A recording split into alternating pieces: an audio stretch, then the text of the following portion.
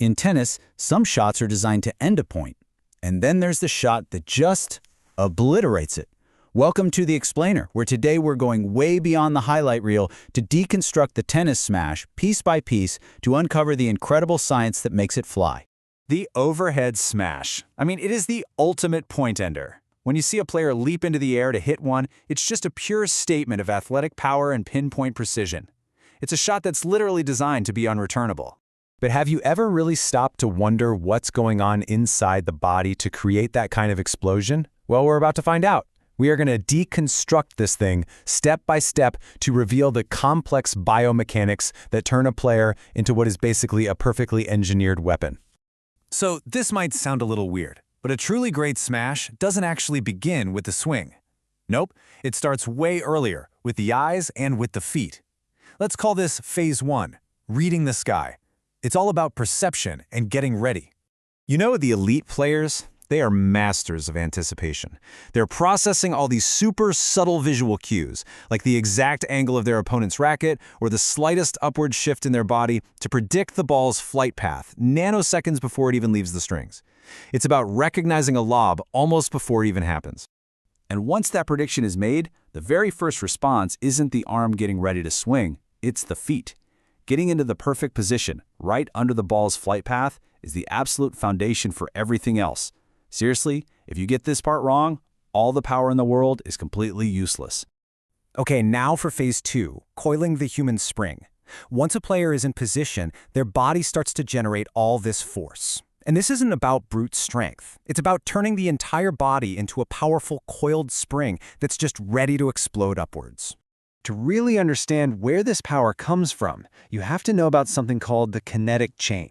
See, the energy for the smash doesn't start in the arm. That's a huge misconception.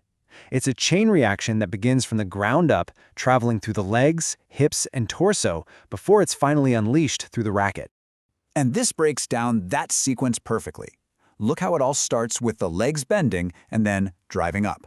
Then the hips and trunk start to rotate. The shoulder loads up the arm, which kind of lags behind like the tip of a whip. Each part of the body accelerates and then slows down, passing its momentum to the next link in the chain and actually making the force bigger along the way. All of this builds up to what's famously known as the trophy pose, and this iconic position. It is not just for show, it's the point where the player has stored the maximum amount of potential energy. It's like drawing back a bowstring. They're stretching their muscles, storing up all that elastic energy that's about to be fired.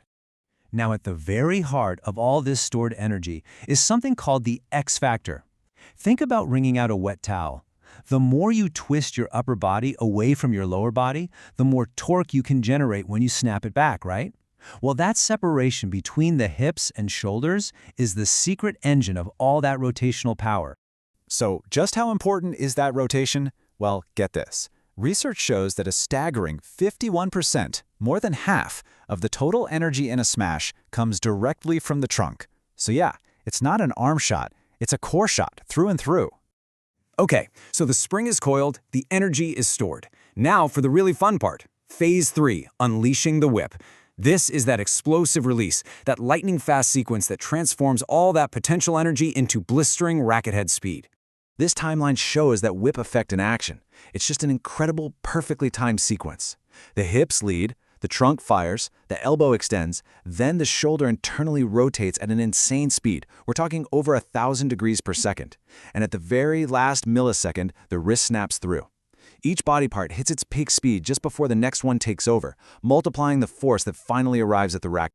And hey, the shot isn't over at impact. You'd think so, but it's not. The follow-through is absolutely crucial. And the footwork here tells a story. You've got the scissor kick, which helps a player stay balanced while moving backward so they can get back to the center of the court quickly. And then you've got the step through, which uses forward momentum to inject even more power and create some nasty angles. So, after deconstructing this entire motion, what does it all really mean for you, the average player?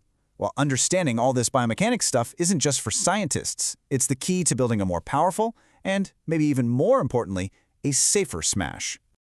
All right, so how do you put this science into practice? Here's your checklist. Remember, power comes from the core, not just arm wrestling strength.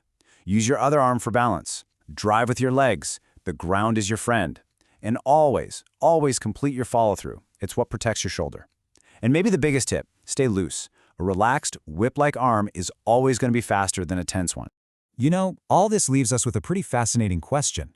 As technology keeps unlocking the secrets of human movement, are we on our way to engineering the perfect athlete, one who's programmed for maximum efficiency? Or does the real beauty of sport lie on those small imperfections, the individual styles that just can't be coded? It's something to think about the next time you see a player leap and for just a split second, completely own the sky.